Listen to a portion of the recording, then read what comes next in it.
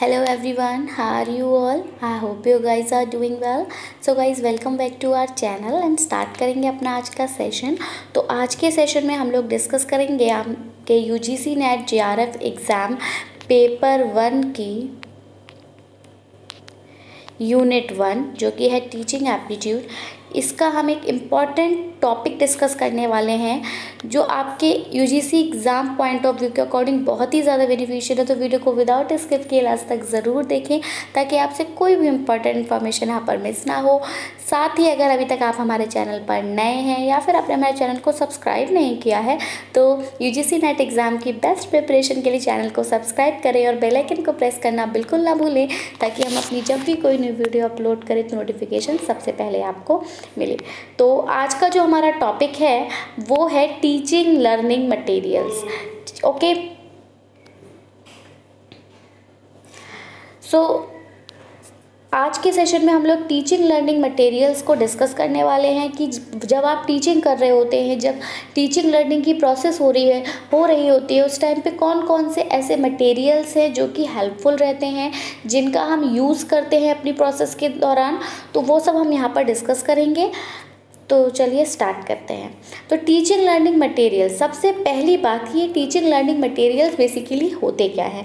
तो अगर हम टीचिंग लर्निंग मटेरियल्स की बात करें तो ये क्या है, ये एक साधन होता है the aids use by the teacher, जिसको टीचर यूज़ करता है या फिर फैसिलिटेटर, क्योंकि टीचर को जो है वो सुविधादाता, सुविधा प्रदाता भी कहा जाता है। इसीलिए यहाँ पर बोला है कि जो टीचिंग लर्निंग मटेरियल्स होते हैं वो एक सभ्य साधन होता है जिसका इस्तेमाल टीचर के द्वारा किया जाता है या फिर सुविधा प्रदाता के द्वारा किया जाता है। कहाँ? क्लासरूम में किया जाता है to make his teaching understandable and effective, ताकि वो अपने शिक्षण को समझने योग्य बना सके और बेहतर प्रभावी बना सके। ठीक है, जब आपको जैसे मान लीजिए अगर किसी भी टीचर को हम यहाँ पर UGC नेट एग्ज़ाम की प्रिपरेशन कर रहे हैं तो हम यहाँ पर ये नहीं कहेंगे कि हम लाइक स्मॉल चिल्ड्रंस कुछ एक्टिविटीज़ वगैरह यूज़ करें या फिर हम जैसे आप फ्लावर पढ़ा रहे हैं तो फ्लावर की पिक्चर दिखा दें, बट नहीं, यहाँ पर थोड़ा वाइड आ जाएगा कंसेप्ट। तो हम ये कह सकते हैं कि यहाँ पर टीचर ऐसी थिंग्स, जैसे आप मान लीजिए कि आपको कुछ भी किसी भी एक टॉपिक के बारे में अगर समझाना है तो वो प्रोजेक्टर का यूज़ करें। उस प्रोजेक्टर पर आपको वो प्रोसेस, मतलब उन्हें 3D फिगर्स में वो कुछ भी चीज़ जो है वो डेमोन्स्ट्रेट कर सकते हैं।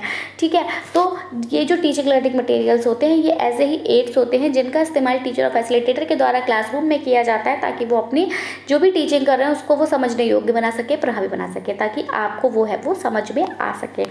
इन्हीं को टीचिंग लर्निंग मटेरियल्स कहा जाता है। टीचिंग लर्निंग मटेरियल्स हमारे बहुत टाइप के होते हैं। प्रोजेक्टर, जो आपको प्रोजेक्टर पर दिखाया जाता है वो भी आपका टीचिंग लर्निंग मटेरियल्स के अंतर्गत आता है, और प्रोजेक्टर पर जब आप कोई चीज़ देखते हो तो आप उसको बेहतर तरीके से समझते हो। इसके अलावा आपको अगर डायरेक्ट लेके जाया जाए मान लीजिए अगर आप लोग नेशनल पार्क्स पढ़ रहे हो, आप वाइल्ड लाइफ सेंचुरी पढ़ रहे हो, आप बायोस्फीयर रिजर्व्स पढ़ रहे हो, तो अगर आपको वहाँ पर विज़िट के लिए लेकर जाया जाएगा तो वो ज़्यादा उससे वो भी आपके लिए एक टीचिंग लर्निंग मटेरियल ही होगा।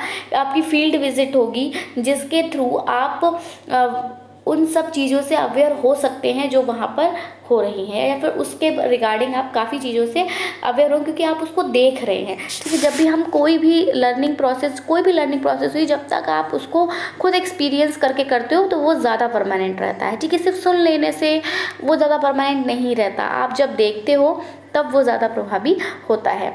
ठीक है, इट कैन बी बिग और small and can be bought और मेड ईजली। अब ये जो टीचिंग लर्निंग मटेरियल्स होते हैं ये बड़े भी हो सकते हैं और छोटे भी हो सकते हैं।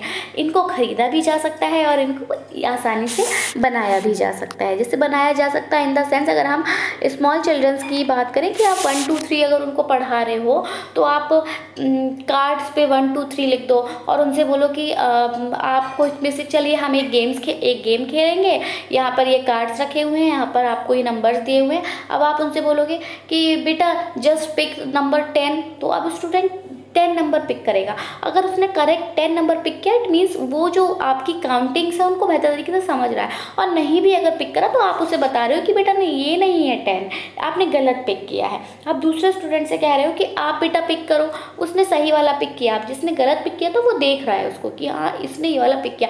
अब ये जो 10 नंबर है जो उसने पहले गलत पिक किया था, वो उसके माइंड में लाइफ टाइम के लिए फिक्स हो जाएगा, वो 10 नंबर नहीं बोलेगा। तो ये भी है कि हम बना भी सकते हैं उसको ईजिली और ख़रीद भी सकते हैं। खरीदने इन सेंस ऑफ कि आप प्रोजेक्टर ले रहे हो, ठीक है, आप रेडियो ले रहे हो, आप टेलीविज़न ले रहे हो, तो ये खरीदने की उसमें जाएगा। बनाने में जैसे हम कोई भी ज़रूरी नहीं सिर्फ काउंटिंग की बात करें, यहाँ पर आप अल्फ़ाबेट्स भी सिखा सकते हो और काफ़ी कुछ जो है वो आप बनाकर सिखा सकते हैं। जैसे कि अब आ गया, आप हाँ ईज़िली बना सकते हैं और जो कि दोनों टीचर्स और स्टूडेंट्स दोनों के लिए अवेलेबल रहेगा ईज़िली। जैसे अब एग्जांपल में वही आ गया कि आप ब्लैक बोर्ड है, आपका ब्लैक बोर्ड है, इसको आपने ख़रीदा, अब आप इस पर कुछ भी लिख रहे हो तो वो आप खुद से लिख रहे हो। दूसरा मैप हो गया, आपको स्टूडेंट्स को इंडिया की कैपिटल्स बतानी है, इंडिया में कौन कौन सी स्टेट्स है, वो स्टेट्स की कैपिटल्स बतानी है, स्टेट्स बतानी है, तो आप मैप का यूज़ कर रहे हो, ठीक है। चार्ट, आप कोई चार्ट यूज़ कर रहे हैं, आप ग्लोब का यूज़ कर रहे हैं, आप टेप रिकॉर्डर का यूज़ कर रहे हैं, तो ये सब आपका टीचिंग लर्निंग मटेरियल्स के अंतर्गत आता है। Teachers should use teaching learning materials in an appropriate way. अब ये ज़रूरी नहीं है कि टीचिंग लर्निंग मटेरियल्स हैं तो वो आपकी जो कंसेप्ट है उसको ईजिली अंडरस्टैंड आप कर सकते हैं या फिर वो ज़्यादा आपका इफेक्टिव है। टीचिंग लर्निंग मटेरियल्स होना अलग बात है, लेकिन उनको यूज़ करना जो है वो इम्पॉर्टेंट है, वो मेन थिंग है। टीचिंग लर्निंग मटेरियल्स अवेलेबल हैं, बट अगर आप उनका बेहतर प्रयोग नहीं कर पा रहे हैं, आप उनको अप्रोप्रिएट तरीके से यूज़ नहीं कर पा रहे हैं, तो वो व्यर्थ है, वेस्ट है। तो वही है कि टीचर्स को टीचिंग लर्निंग मटेरियल्स को बेहतर तरीके से यूज़ करना आना चाहिए। It not only help student to enhance their learning but also make their learning permanent. ये स्टूडेंट्स को सिर्फ अपनी लर्निंग को इन्हांस करने में मदद नहीं करता, बल्कि उनकी लर्निंग को परमानेंट भी बनाता है। जैसे मैंने अभी आपको काफ़ी बार बताया है, हमने जब भी टीचिंग एप्टीट्यूड पढ़ा है हमेशा डिस्कस किया है कि अगर हम बात करें लर्निंग की, तो लर्निंग अगर आप एक्सपीरियंस के थ्रू कर रहे हो, आपका जो एक्सपीरियंस है वो डायरेक्ट एक्सपीरियंस हो रहा है, आप उसको देख रहे हो, आप उसको खुद से कर रहे हो, तो यहाँ पर लर्निंग ज़्यादा मोस्टली परमानेंट होगी, ज़्यादा परमानेंट होगी इन कंपैरिजन टू कि आप सिर्फ सुन रहे हो। अगर मैं आपसे बोल रही हूँ कि कोई भी एक आंसर है, मैंने आपको बता दिया और आपने सिर्फ उसको सुन लिया, तो वो आप मुझे दोबारा नहीं सुना सकते। बट अगर मैंने आपको बोला और आपने उसको नोट किया, तो नोट करते करते वो ज़्यादा आपके माइंड में परमानेंट रहेगा। सेम थिंग अगर मैंने वही सेम आंसर आपको प्रोजेक्टर पर दिखा दिया, पिक्चर्स की हेल्प से उसको डेमॉन्स्ट्रेट कर दिया, तो वो आपके लिए ज़्यादा परमानेंट है। वही अगर मैं ताजमहल के बारे में आपको कुछ भी समझा रही हूँ ओरली, और उसके ओरली और मैं अगर आपको डायरेक्ट ताजमहल पे ही ले जाऊँ विजिट के लिए और तब मैं ताजमहल के बारे में कंप्लीट इन्फॉर्मेशन दूँ, तो वो ज़्यादा परमानेंट रहेगी, ठीक है। तो वही है कि स्टूडेंट्स जो होते हैं टीचिंग लर्निंग मटेरियल्स की हेल्प से सिर्फ अपनी लर्निंग को एनहांस नहीं करते, बल्कि अपनी लर्निंग को परमानेंट भी बनाते हैं। Before selecting the teaching aids, teacher should first think their practical use. अब यहाँ पर ये बात आती है कि जब आप टीचिंग लर्निंग मटेरियल्स को सिलेक्ट कर रहे हो किसी भी एक पर्टिकुलर टॉपिक के लिए, तो टीचर को सबसे पहले प्रैक्टिकली सोचना, मतलब उसका प्रैक्टिकल यूज़ देखना होगा और फिर असेस ये उनको असेस करना होगा कि whether the aim of using aids, मतलब कि एक्चुअली में उद्देश्य क्या है, आप इस एड का यूज़ क्यों करना चाह रहे हो, ठीक है। That is the purpose of teaching can be achieve और नॉट, यानी कि आप जिस भी पर्पस के लिए इस टीचिंग लर्निंग मटेरियल का यूज़ करने जा रहे हैं, ये टीचिंग लर्निंग मटेरियल आपको उस पर्पस में हेल्प करेगा या फिर नहीं करेगा। The aid should be student oriented and should be selected systematically to fulfil the purpose. Aid को सिलेक्ट करते टाइम आपको इस बात का ध्यान रखना है कि वो एड जो वो कम्प्लीटली स्टूडेंट ओरिएंटेड हो, मतलब छात्र केंद्रित होना चाहिए, ठीक है। और जिस भी टॉपिक को आप समझाने के लिए यूज़ कर रहे हैं उस एड का, वो टॉपिक बच्चे को समझ आना चाहिए। आप जिस भी उद्देश्य के साथ उसको यूज़ कर रहे हैं, वो उद्देश्य जो है वो पूरा होना चाहिए, ठीक है। हिंदी में देखेंगे, शिक्षण अधिगम सामग्री। तो शिक्षण अधिगम सामग्री कक्षा में शिक्षक या सुविधा प्रदाता द्वारा अपने शिक्षण को समझने योग्य और प्रभावी बनाने के लिए उपयोग की जाने वाली सामग्री को शिक्षण अधिगम सामग्री या शिक्षण सहायक सामग्री के रूप में जाना जाता है। यह बड़ा या छोटा हो सकता है और शिक्षक या छात्र दोनों के द्वारा यह आसानी से खरीदा या बनाया जा सकता है। उदाहरण के लिए जैसे हम बोल देते हैं ब्लैक बोर्ड हो गया, आपका मानचित्र हो गया, चार्ट हो गया, ग्लोब हो गया, टेप रिकॉर्डर हो गया। अब पहले क्या हुआ करता था कि मतलब हमारे ऑडियो अलग अलग एड्स होते हैं, तो हमारे वहाँ पर जो टेप रिकॉर्डर है वो भी बहुत ज़्यादा इम्पॉर्टेंट रोल प्ले करता है आपकी टीचिंग लर्निंग की प्रोसेस में। शिक्षकों को शिक्षण अधिगम सामग्री का उचित तरीके से उपयोग करना चाहिए, बिल्कुल करना चाहिए। और यह न केवल छात्रों को उनके सीखने को बढ़ाने में मदद करता है बल्कि उनके सीखने को स्थायी भी बनाता है, परमानेंट भी बनाता है। शिक्षण सहायक सामग्री का चयन करने से पहले शिक्षकों को पहले उनके व्यावहारिक उपयोग के बारे में सोचना चाहिए और यह आकलन करना चाहिए कि क्या सहायक सामग्री के उपयोग का उद्देश्य अर्थात शिक्षण का उद्देश्य प्राप्त किया जा सकता है इससे या फिर नहीं किया जा सकता है। अब ऐसा नहीं कि आपको पढ़ाना है ताजमहल और आप बच्चों को प्रोजेक्टर पर दिखा रहे हो रेड फोर्ट, तो क्या ये आपका उद्देश्य फुलफिल हो रहा है? बिल्कुल नहीं हो रहा। तो इस बात का आपको ध्यान रखना है। सहायक सामग्री छात्र उन्मुख होनी चाहिए, बिल्कुल छात्र केंद्रित होनी चाहिए, छात्र को ध्यान में रख के आपको बनानी है और उद्देश्य को पूरा करने के लिए व्यवस्थित रूप से चुनी जानी चाहिए। नेक्स्ट हमारा टॉपिक है टीचिंग लर्निंग मटेरियल्स की विशेषताएं, कैरेक्टरिस्टिक्स क्या क्या होती हैं, characteristics of the teaching learning materials. कोई भी टॉपिक हुआ, कुछ भी हुआ, सबकी कुछ ना कुछ विशेषताएं होती है, तो ऐसे ही हमारी टीचिंग लर्निंग मटेरियल्स की भी विशेषताएं हैं। वो क्या है आइए देखते हैं। तो some of the characteristics of teaching learning materials are given below. देख लेते हैं क्या क्या है। देखिए, teaching aids can be found easily whether in a market or can be made by teachers or students. ऐसे अभी हमने अब डिस्कस भी किया था कि जो टीचिंग लर्निंग मटेरियल्स होते हैं या तो वो आपको मार्केट में अवेलेबल हो जाते हैं। आप लोगों ने देखा होगा आप अगर प्राइमरी स्कूल्स में कभी गए होंगे तो आपने वहाँ देखा होगा कि चार्ट्स लगे होते हैं, A for apple, B for ball, fruits name, animals name, flowers name, है ना। तो वर्णमाला, छोटा से अनार, बड़े या से आम, तो ये चार्ट्स भी आपके टीचिंग लर्निंग मटेरियल्स के अंतर्गत आते हैं जिनको क्या किया जाता है, खरीदा जाता है।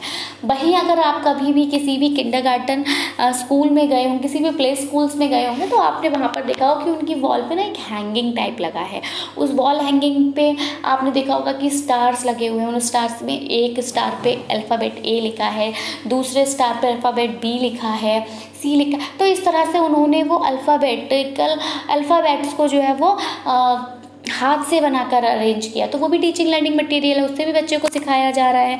आप कलर दिखा रहे हो, आपने मान लीजिए बलून्स लगा दिए डिफरेंट कलर के। अब आप बच्चों से कह रहे हो बताओ बच्चों ये किस कलर का बलून है, बच्चा बोल रहा है मैम ये पिंक कलर का है, मैम ये ब्लैक कलर का है, या फिर मेरे को ब्लू चाहिए। तो इस तरह से वो कलर सीख रहा है। अब ये बलून्स बनाए किसने थे, आपने बनाए थे। तो टीचिंग लर्निंग मटेरियल खरीदे भी जा सकते हैं, टीचर्स और स्टूडेंट्स के द्वारा उनको बनाया भी जा सकता है। Teaching aids are easy to carry. अभी जो टीचिंग एड्स होते हैं ये ईजी रहते हैं कि आप इनको ईजिली कैरी कर सकते हो। टीचिंग एड्स में आप ऐसे भी कर सकते हैं कि जैसे मान लीजिए आपको कोई भी क्लास में जाके कोई भी स्टोरी डेमोन्स्ट्रेट करनी है या फिर आप ऑलरेडी उसको डेमोन्स्ट्रेट कर चुके हो ओरली, अब आप उसको बेहतर तरीके से बच्चे को समझ आए तो आप उनको भी कार्ड्स पे ड्रॉ कर सकते हो। मतलब प्रोसेस वाइज मान लीजिए जैसे कोई भी एक स्टोरी रही, जैसे मैं आपको बताती हूँ, आपकी क्लास 3 इंग्लिश की जो मैरीगोल्ड की बुक है उसमें एक स्टोरी है द इनॉर्मस टर्निप। ओके, तो उस इनॉर्मस टर्निप स्टोरी में क्या होता है कि एक फार्मर होता है या फिर हम कह सकते हैं एक ओल्ड मैन होता है। तो वो ओल्ड मैन जो है वो टर्निप सीड्स को सो करता है। तो आप इसको ना पॉइंट्स में ऐसे भी कर सकते हैं कि मान लीजिए आपने क्या किया, टर्निप सीड्स सो किए। तो पहला पॉइंट आपने लिख दिया एक पेपर पे, उसको आपने कार्डबोर्ड पे पेस्ट किया था और उस पर आपने लिख दिया an old man is there who sow turnip seeds. एक ओल्ड मैन है और उसने टर्निप सीड्स सो कर दिए। दूसरा, आप दूसरे वाले बॉक्स पे आपने लिख दिया कि अब उसने वाटर किया, वो प्लांट्स में ग्रो कर गए। फिर आपने लिखा कि अब उस पर फ्रूट आ गया। अब उसको टर्निप जो है वो अंडर दी अर्थ होती है, अब उसको पुल करना है। अब वो उसको पुल नहीं कर पा रहा है। फिर उसके पास एक ओल्ड वुमेन आती है, वो उससे बोलती है कि मैं तुम्हारी हेल्प करूं। वो भी हेल्प करती है, बट फिर भी वो टर्निप जो होती है बाहर नहीं आती है। तो फिर आपने एक बॉक्स लिया, उस पर आपने लिखा कि अब एक गर्ल आती है, बॉय आता है, बॉय कहता है मैं हेल्प करूं, बॉय भी हेल्प करता है, बट फिर भी नहीं होता। फिर आप दूसरे बॉक्स पर लिख रहे हो कि अब एक गर्ल आ रही है। तो इस तरह से आपने स्टोरीज के पॉइंट्स को जो है वो अलग अलग कार्डबोर्ड पे अलग अलग बॉक्सेस में लिख दिया। बच्चों से कह रहे हो आप इसको अरेंज कीजिए। तो अगर उन्होंने कंप्लीट स्टोरी सुनी होगी और उनको समझ आई होगी तो वो उसको आसानी से अरेंज कर देंगे। तो ये भी आपका एक टीचिंग लर्निंग मटेरियल्स की तरह यूज़ हो रहा है, जो किसने बनाया, टीचर ने बनाया। तो और इसको ईजिली आप कैरी कर सकते हो। क्या है, आप कार्डबोर्ड, छोटे छोटे कार्डबोर्ड्स पे अगर आप छोटी छोटी हैंड राइटिंग में या फिर थोड़े बड़े क्या है कार्डबोर्ड्स पे आप लिख भी रहे हो, तो मान लीजिए आपके 20 to 30 कार्डबोर्ड अगर हो गए तो उनको आप इजीली कैरी कर सकते हो पॉलीथीन में, आप अपने स्कूल बैग में।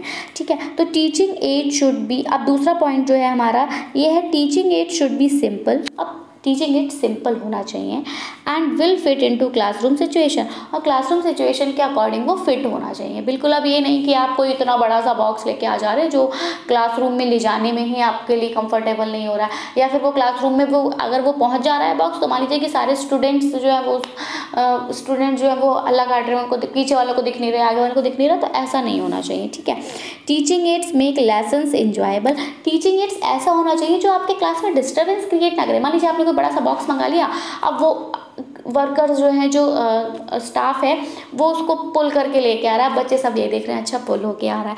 अब उसमें वो भी अपनी अब उनका जो माइंड है वो उस टीचिंग लर्निंग मटेरियल पे जा रहा है कि वो कैसे आ रहा है, कैसा दिख रहा है, क्या है, बट उससे हमें करना क्या है उस पर नहीं जा रहा है। ठीक है, तो यहाँ डिस्टर्बेंस क्रिएट हो रहा है, तो इसलिए वो सिंपल हो, क्लासरूम सिचुएशन के अकॉर्डिंग फिट हो, मतलब कोई भी डिस्टर्बेंस क्रिएट ना करें। टीचिंग एड्स जो हो वो लेसन को इंजॉयबल बनाए, बोरिंग नहीं बनाए। ठीक है, स्टूडेंट जो हो वो इंटरेस्ट के साथ जो है वो समझ सके। दीज एड्स सेव टाइम, ये जो एड्स होते हैं अगर आप इन एड्स का इस्तेमाल करते हो तो एक तो आपका ये समय बचाते हैं, दूसरा आपकी एनर्जी बचाते हैं और टीचर का बर्डन भी कम करते हैं। कि मान लीजिए आप स्टोरी को बच्चे को डेमॉन्स्ट्रेट कर रहे थे बट उसको समझ में नहीं आ रहा था, वहीं आपने बॉक्सेस पे अगर अलग अलग बॉक्सेस लगा दिए और बच्चे से कह दिया अरेंज कीजिए, तो बच्चे ईजिली उसको अरेंज कर रहे हैं, कम टाइम में जल्दी से अरेंज हो जा रहा है और वो खुद भी स्टोरी को समझ पा रहे हैं। आपका बर्डन कम हो रहा है क्योंकि वो खुद से एक्टिविटी कर रहे हैं। और जब बच्चे खुद से एक्टिविटी करके सीखते हैं, जब चाइल्ड लर्निंग प्रोसेस के दौरान एक्टिव रहते हैं, तो लर्निंग परमानेंट होती है, लर्निंग इफेक्टिव होती है। तो हमें अगर स्टूडेंट्स पैसिव हो रहे हैं तो लर्निंग नहीं तो परमानेंट होगी, नहीं इफेक्टिव होगी। तो टीचिंग एड्स का जब आप यूज़ कर रहे हो, जब आप उनको एक्टिविटी करवा रहे हो, तो वो एक्टिव हो रहे हैं और लर्निंग आपकी इफेक्टिव एंड परमानेंट हो रही है।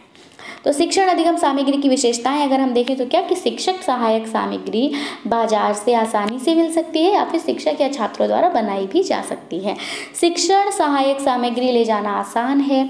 शिक्षण सहायक सामग्री सरल होनी चाहिए और कक्षा की स्थितियों में फिट होनी चाहिए। शिक्षण सहायक सामग्री छात्रों के लिए पाठ को मनोरंजक और दिलचस्प बनाती है। ये सहायताएं शिक्षक का समय, ऊर्जा और बोझ बचाती हैं।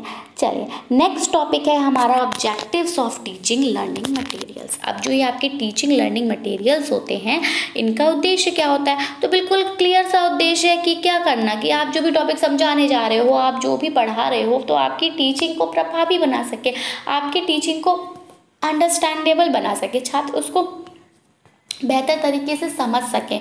ठीक है, तो लेकिन फिर भी हम देख लेते हैं। तो objective of using teaching learning materials are given below.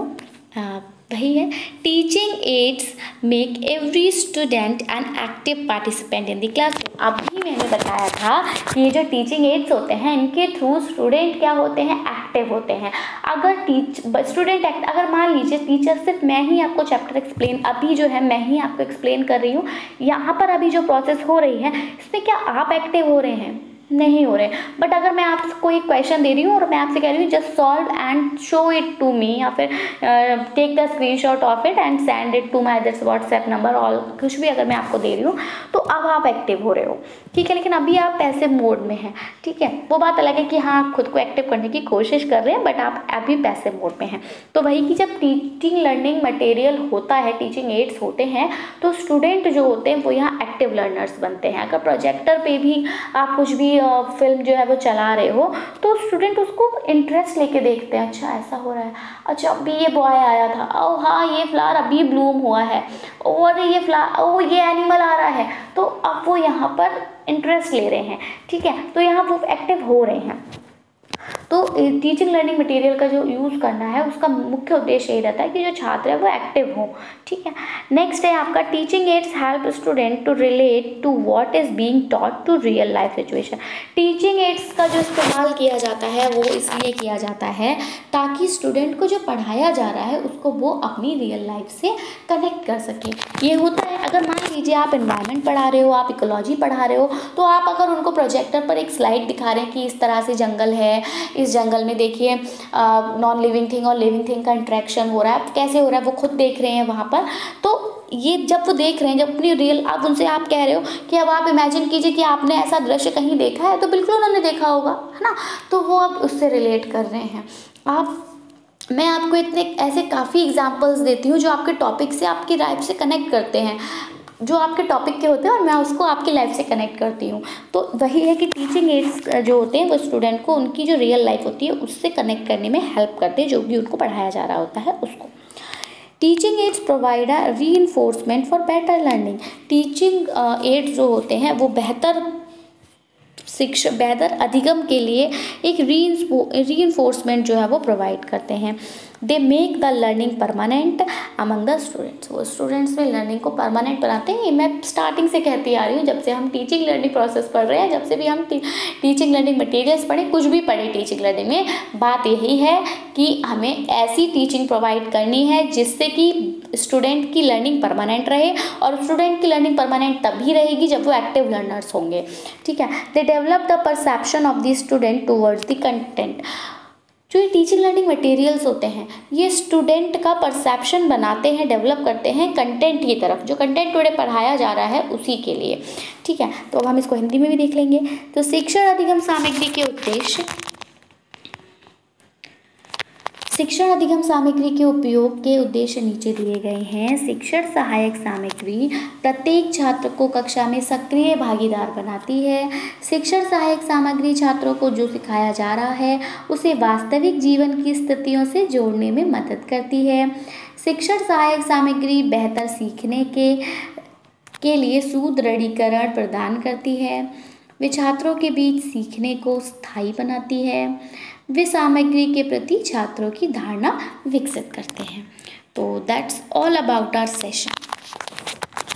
Next video में हम इसका दूसरा पार्ट डिस्कस करेंगे। हमारा फर्स्ट पार्ट था, इसके अलावा हम types of teaching learning material दिखेंगे। अलग अलग तरह के टीचिंग लर्निंग मटेरियल्स होते हैं और उनका इस्तेमाल कैसे किया जाता है या फिर कहाँ उनको यूज़ किया जाता है, वो सब हम अपने नेक्स्ट वीडियो में डिस्कस करेंगे। इसके अलावा अभी अगर आपका कोई भी सजेशन है रिगार्डिंग एनीथिंग या फिर रिगार्डिंग दिस कंटेंट, तो आप हमें कमेंट सेक्शन में ज़रूर से बताएं, ताकि हम अपने कंटेंट में चेंज कर सकें, हम अपनी प्रोसेस में चेंज कर सकें, हम अपना मेथड में चेंज कर सकें अगर आपको कहीं प्रॉब्लम हो रही है। इसके अलावा अगर आपकी कोई भी क्वेरी है regarding your topic, so you can ask in the comment section. और वीडियो पसंद आए तो इसको लाइक कर दें, अपने फ्रेंड्स में शेयर कर दें, क्योंकि आपके एक लाइक से जो है हमें मोटिवेशन मिलता है और हमारा आपके लिए कुछ और बेहतर लाने के लिए हम बाध्य होते हैं, ठीक है। तो आई होप सेशन पसंद आया होगा, आपने एंजॉय भी किया होगा। देखा भी है मैंने कि आप लोग इन वीडियोज़ को काफ़ी प्यार दे रहे हैं, इसी वजह से मैंने सोचा कि हम पहले टीचिंग एप्टीट्यूड को कंप्लीट करते हैं, फिर हम रिसर्च एप्टीट्यूड की तरफ मूव ऑन करेंगे। So that's it from my side. मिलेंगे हम अपनी एक नई वीडियो के साथ। Till then take care and bye bye. So thanks for watching. Thanks, have a nice day.